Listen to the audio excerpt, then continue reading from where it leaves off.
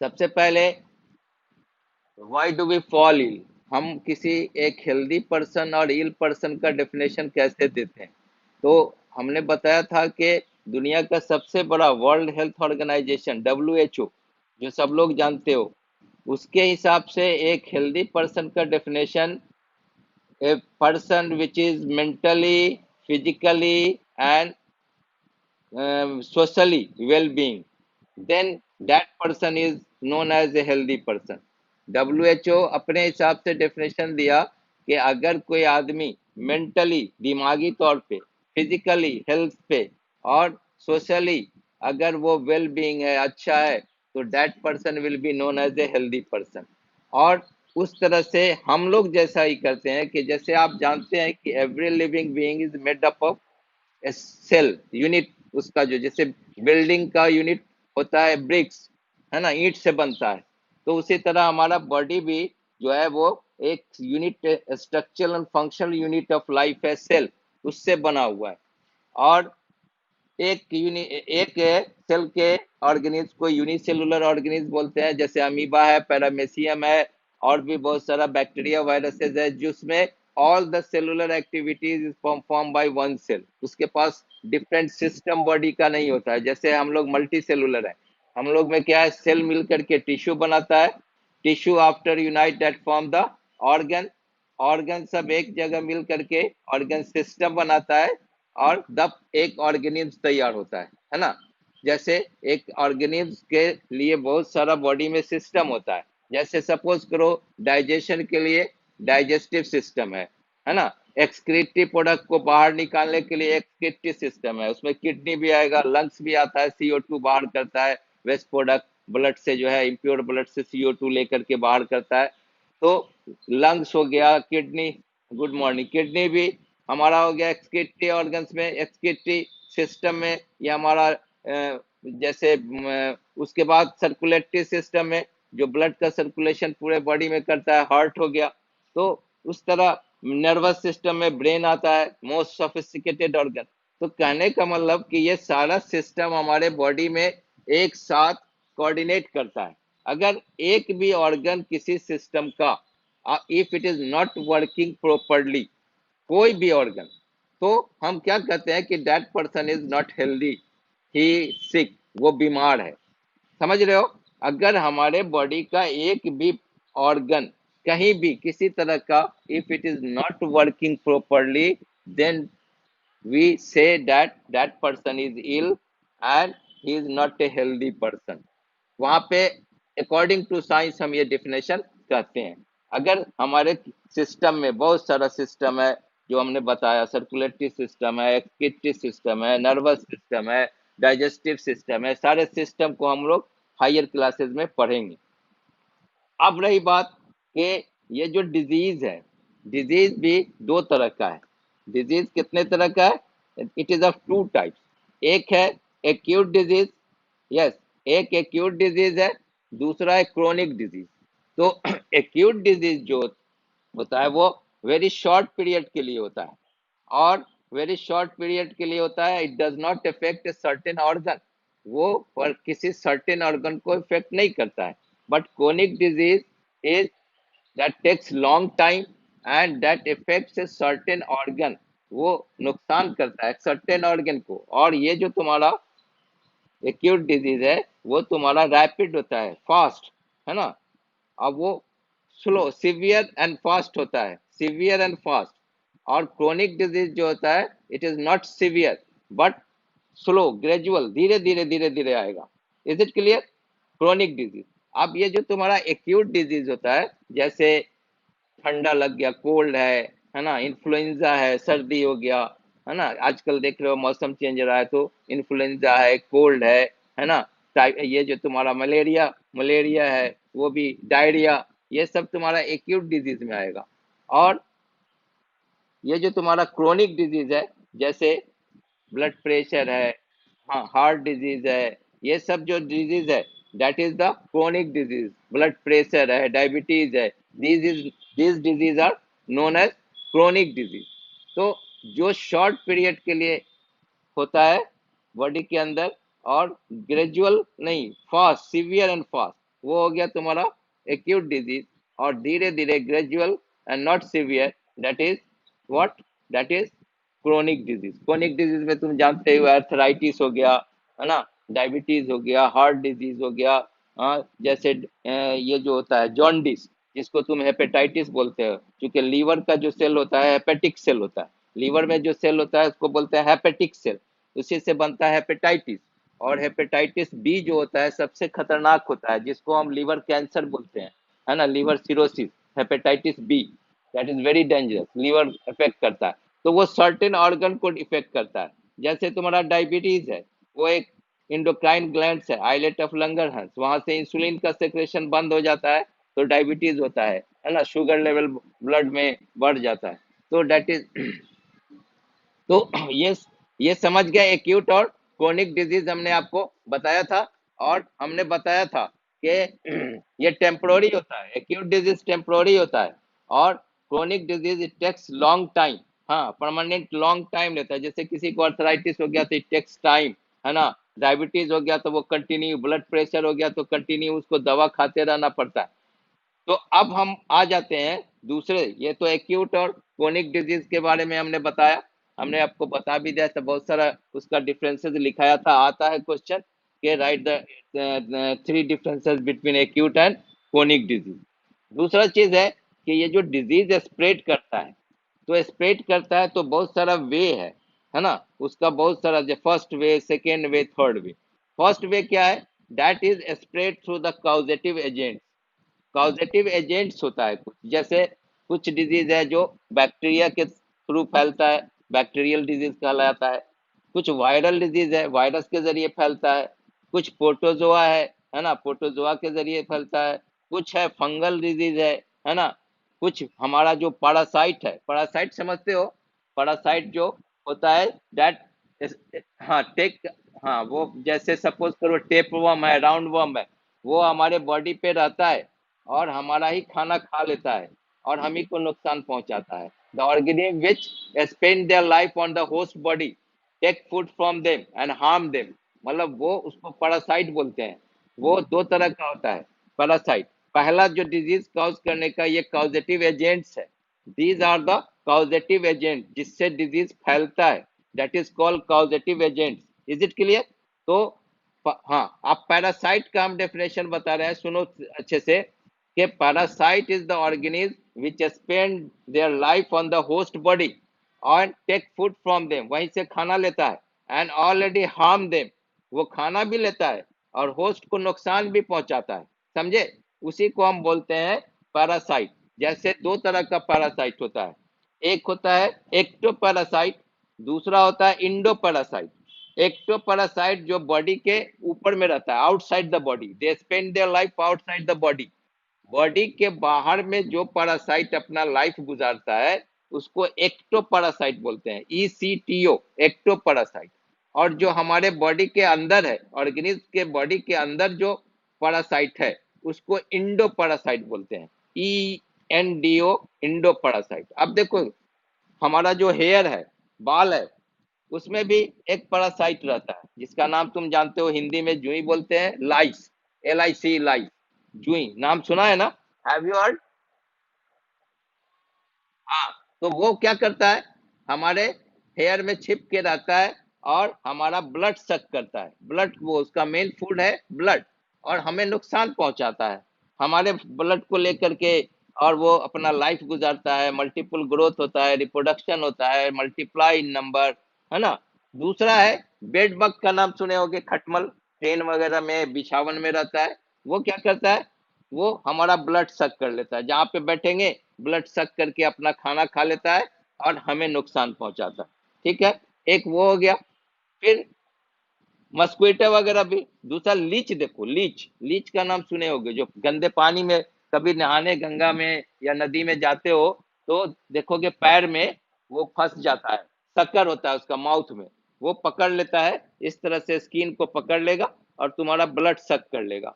और ब्लड सक करने के बाद जब उसका वो पूरा फूड ले लेता है ब्लड, तो वो अपने आप फिर वो निकल जाता है, समझ गए? These are the parasite.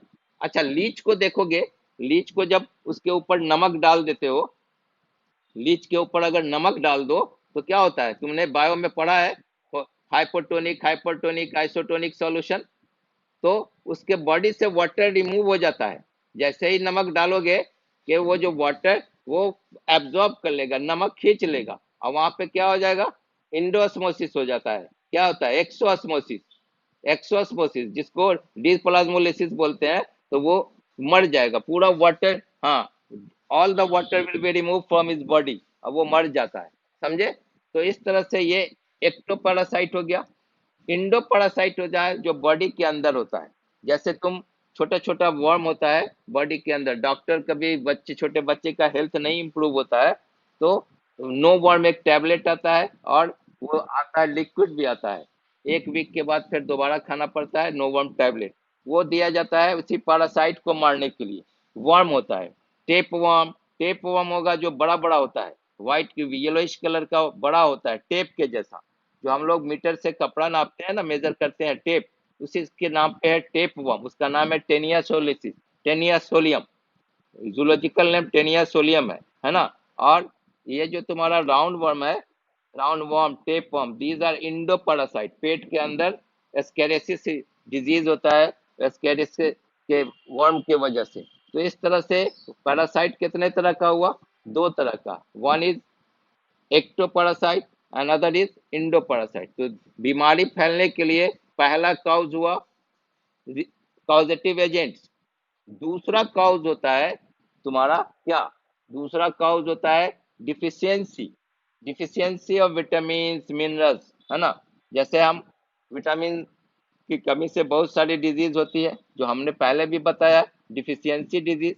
And it is not infectious disease. जो डिफिशियंसी डिजीज होता है किसी मिनरल्स या फैट्स के या किसी चीज की कमी से होता है, वो that is called deficiency disease, and it is not infectious disease. एक पर्सन से दूसरे पर्सन में नहीं फैलता है। जैसे विटामिन ए की कमी से हमने बताया था नाइट ब्लाइंडनेस होता है, एक की कमी से, सूरज की रोशनी से हमें विटामिन डी मिलता है। विटामिन ए गाजर वगैरह में पाया जाता है ना, कैरोट में। तो विटामिन ए की कमी से क्या होता है, नाइट ब्लाइंडनेस।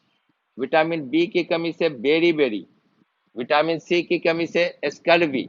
और विटामिन डी की कमी से रिकेट्स, है ना, हड्डी कमजोर हो जाता है। विटामिन के की कमी से हमारा ब्लड क्लॉट नहीं करता है, ब्लड डज नॉट क्लॉट। हाँ, क्लॉटिंग ऑफ ब्लड वो रुक जाता है, मतलब वो कंटिन्यू होगा, नहीं रुकेगा, ब्लड क्लॉट करता रहेगा विटामिन के की कमी अगर हो गई है बॉडी में। समझे? तो इस तरह से these are known as deficiency disease. Deficiency disease तुम्हारा सेकेंड काउज है डिजीज काउज करने का, ठीक है। और विटामिन मिनरल्स की कमी में देखो, आयोडीन की कमी से ग्वाइटर होता है। आयोडीन की कमी से थायराइड ग्लैंड जो है वो इनलार्ज हो जाता है, जिसको हम ग्वाइटर बोलते हैं, GYTED। हाँ, वो इनलार्ज हो जाता है, स्वेल कर जाता है गर्दन। आयोडीन इसलिए कहा जाता है आयोडाइज साल्ट खाते हैं हम लोग। या जब बहुत सारे स्टेट में जिसमें पानी में आयोडीन की कमी है, वहां देखोगे ये बीमारी बहुत ज्यादा फैल जाता है। दूसरा चीज है आयरन। आयरन की कमी से एनीमिया एक डिजीज होता है, ANAEMI। तो ये सब डिफिशियंसी डिजीज है। पहला हमने कहा कि डिजीज कॉज करने का पहला है कॉजेटिव एजेंट, जैसे बैक्टीरिया, वायरस, प्रोटोजोआ, है ना, फंगस, ये सब है तुम्हारा, वर्म्स, ये सब एजेंट्स है, कॉजेटिव एजेंट्स फैलने का। दूसरा हमने बताया डिफिशियंसी ऑफ मिनरल्स, विटामिन की कमी से। और तीसरा कॉज जो होता है डिजीज फैलने का, पोवर्टी, गरीबी। हमारे हिंदुस्तान में बहुत गरीबी है, बहुत सारे गरीब लोग हैं, पोवर्टी के इस पे हैं, कगार पे हैं। तो उनको सही से बैलेंस डाइट नहीं मिल पाता है, नरिशमेंट सही से नहीं हो पाता है, प्रोटीन नहीं मिल रहा है छोटे बच्चे को, तो क्वाशियरकर डिजीज हो जाता है। जानते हो, प्रोटीन सबसे ज्यादा दाल में पाया जाता है। और प्रोटीन की कमी से एक डिजीज होता है जिसको बोलते हैं क्वाशियरकर डिजीज, जो बच्चे का बॉडी जो है, स्टोमक फूल जाता है, बढ़ जाता है, इंलार्ज हो जाता है, हड्डी कमजोर हो जाता है, एकदम पतला दुबला हो जाता है। तो वो हाँ, ये malnutrition, right, you are right, absolutely right. तो क्वाशियरकर डिजीज भी उसको बोलते हैं, बैलेंस डाइट नहीं मिलता है। और बैलेंस डाइट किसको कहते हैं, the the food in which the what is present in the right amount, all the nutrients present in the right amount that is called balanced diet. A diet in which all the nutrients present in the right amount, that is called balanced diet. ठीक है। और एक चीज और जानना कि हमारे body में सबसे ज्यादा, तुम लोग रफेज का नाम सुना है? Roughage, ROUGHAG, roughage. जो हम, नहीं नहीं, वो तो तुम्हारा वो बोवेल दूसरा चीज है। बोवेल मूवमेंट जो होता है, जो पेट से जो बोवेल निकलता है, वो जरूरी है। लेकिन नहीं, हम बोल रहे हैं वो, दैट इज, हाँ, ये बोवेल मूवमेंट जो करे कॉन्स्टिपेशन को रोकता है वो। और वो कहते किसको है? रफेज। रफेज जो हमारा फाइबर पार्ट होता है ना किसी भी चीज का, चाहे फ्रूट्स हो, वेजिटेबल्स हो या ग्रेन्स हो, उसके ऊपर का जो छिलका होता है ना, roughage, fibre part, that is called roughage. और हमारे फूड में सबसे इंपॉर्टेंट पार्ट है वो। अगर आप किसी फ्रूट्स को खा रहे हैं तो उसका छिलका छिल के नहीं खाइए। सेब खा रहे हैं तो ऐसे ही खाइए। बहुत सारे लोग क्या करेंगे, उसके ऊपर का जो फाइबर पार्ट है उसको छील देंगे। दैट इज वेरी इंपॉर्टेंट हमारे बॉडी के लिए, हमारे पेट को साफ करने के लिए। और वो जो है तुम्हारा कॉन्स्टिपेशन रोकने के लिए बहुत जरूरी है। जैसे तुम फ्लोर, हम केमिस्ट्री पढ़ा रहे थे तो सेपरेशन ऑफ मिक्सचर में आपको बता रहे थे कि अगर रफेज आटा से हमें मैदा तैयार करना है, तो जो हम क्या करते हैं, उसको सीविंग प्रोसेस से चालते हैं उसको, तो देखोगे कि वो जो एकदम क्रस्ट वेट का जो आटा है वो निकल जाएगा नीचे सीव से। और जो ऊपर है वो फाइबर पार्ट, जिसको चोकर बोलते हैं, वो बच जाता है ना। तो ये जो रफेज है, जो चोकर बच गया, वो हमको साथ में खाना चाहिए। वो रोटी के साथ खाना चाहिए। अगर हम कचौरी, मैदा से बनता है कचौरी, कचौरी डेली खाओगे तो तुम्हारा पेट खराब हो जाएगा, कॉन्स्टिपेशन हो जाएगा, स्टूल का मूवमेंट नहीं होगा वो, दैट इज वेरी डेंजरस। तो हमारे बॉडी से वेस्ट प्रोडक्ट बाहर आना चाहिए, that should come out, otherwise you will fall ill, आप बीमार पड़ जाएंगे। तो ये that is very important thing है ना, कि रफेज फूड में होना चाहिए। रफेज हमें, जैसे चना का सत्तू लोग खाते हैं, चना का भूंजा खाते हैं शाम में, इसलिए खाते हैं कि हमारा पेट साफ रहे। वो दैट इज रफेज, उसका छिलका पूरा सत्तू में मिला हुआ होता है, रफेज होता है। तो रफेज समझ गया, what is roughage? Fats, protein, roughage, ये सब हमारे बैलेंस डाइट में होना चाहिए। अब हम जाते हैं उस पे, कि डिजीज जो होता है, एक हो गया हमारा पॉजिटिव एजेंट से होता है, दूसरा हमने बताया तुमको कि डिफिशियंसी, लैक ऑफ विटामिन और मिनरल्स की कमी से हुआ, तीसरा पोवर्टी हो गया, जिसमें हमने ये सब बताया। अब डिजीज दो तरह का होता है, एक तो एक्यूट है, वो क्रोनिक के अलावा इन्फेक्शस और non infectious disease. Infectious disease is such disease which is which spread from one healthy person, a sick person to healthy person. हाँ, यस, जैसे उसी को तुम कम्युनिकेबल और नॉन कम्युनिकेबल डिजीज बोलते हो ना, दैट इज इन्फेक्शस और नॉन इन्फेक्शस भी बोला जाता है। कम्युनिकेबल मीन्स फैलने वाला, नॉन कम्युनिकेबल जो नहीं फैलने वाला। तो communicable disease is such disease that is that is spread from one sick person to healthy person। एक बीमार आदमी से दूसरे आदमी तो तक जो बीमारी फैलता है, उसे हम क्या बोलते हैं? Communicable disease. और जो सिक पर्सन से हेल्दी पर्सन में नहीं जाए, that is called non communicable disease. अब कम्युनिकेबल डिजीज में तुम्हारा बहुत सारा डिजीज का नाम तुम जानते होगे, क्या क्या है कम्युनिकेबल डिजीज में? जैसे बताओ नेम। हाँ, कॉमन कोल्ड, अभी जो इन्फ्लुएंजा वगैरह है ना, कोरोना भी आ गया, उसी में कॉमन कोल्ड है, इन्फ्लुएंजा है, ये सब है ना। डायरिया वगैरह भी आ जाता है, क्योंकि वो, अच्छा, फंग, हाँ ये, हाँ टीबी, ये जो फैलता हो कब से, किससे फैलता हो? स्नीजिंग से फैलता हो। कैसे फैलता है वो? जैसे हम छींके, तो उसका जो ड्रॉपलेट्स है नाक से, वो एयर में गया। या हमारा कफ है ना, कफ ट्यूबरकुलोसिस में हमारा मेन पार्ट अफेक्टेड होता है लंग्स। तो लंग्स से जो कफ हुआ, कफ के जरिए वो फैला एयर में। तो हेलो, वो कुछ, कोई आवाज तुम लोग को मिल रहा है ना? कोई अपना टीवी ऑन किए हुआ है? हाँ देखो, तुम पता करो तो कहाँ से आ रही है आवाज। देखो तो कोई उसका वो ये हो रहा होगा, कुछ पता चला? हम तो चूंकि, ओके, बंद हो गया, चलो। हाँ ठीक है, म्यूट कर लिया। अब देखो यहाँ पे हम नॉन इन्फेक्शस या कम्युनिकेबल या नॉन कम्युनिकेबल डिजीज को हम उसका डिफ्रेंशिएट कर रहे हैं। सबसे पहले तो ये जो है दैट, पहले तो लिखोगे कि it spread from one sick person to healthy person. कौन सा? Communicable. Non communicable disease can not spread from one sick person to healthy person. दूसरा पॉइंट है transmission of disease, no transmission except hereditary disease which can transmit from parents to offspring. जैसे non infectious disease में, ये जो non infectious disease है वो ऐसे नहीं फैलता है। कैसे फैलेगा? वो पेरेंट्स से यंग वंस में जाता है अगर उसको जेनेटिक डिजीज है। जेनेटिक डिजीज समझते हो ना? ऐसा डिजीज जो that can spread from parents to young ones, उसका कुछ स्पेशल होता है। जैसे हमने बताया था एक हेमोफीलिया डिजीज है, दूसरा कलर ब्लाइंडनेस जो होता है, जिसमें रेलवे वगैरह में जॉब नहीं मिलता है क्योंकि वो कलर ही डिस्टिंग्विश नहीं कर पाता है, रेड है कि ग्रीन। हाँ, तो कुछ ऐसा डिजीज है जो पेरेंट्स से बच्चे में फैलता है। ऐसा जैसे तुम देखो, ये एक बीमारी है, तुम डायबिटीज के बारे में भी देखोगे। जब होम्योपैथ के डॉक्टर पे जाओगे तो वो आपकी हिस्ट्री पूछेगा कि दादा को ऐसा था तो नाना को था, वो पूरा हिस्ट्री पूछता है ताकि वो जो है एक दूसरे से वो जनरेशन टू जनरेशन आता है। हाँ, तो डायबिटीज में भी वही चीज होता है, वो पूछेगा जनरेशन का आपका हिस्ट्री, हिस्ट्री लिखता है। तो ये जो डिजीज है वो जो पेरेंट्स से जाता है, वो तुम्हारा नॉन इन्फेक्शस डिजीज में आता है, but it is genetic disease, है ना? वो जेनेटिक, कम्युनिकेबल में वो नहीं आता है, सिर्फ पेरेंट्स से ही फैलेगा बच्चों में। ठीक है। दूसरा जो है तुम्हारा जो इन्फेक्शस डिजीज है, उसमें कौन कौन आ जाएगा? Through contaminated. कैसे फैलता है? Infectious disease can cause by which?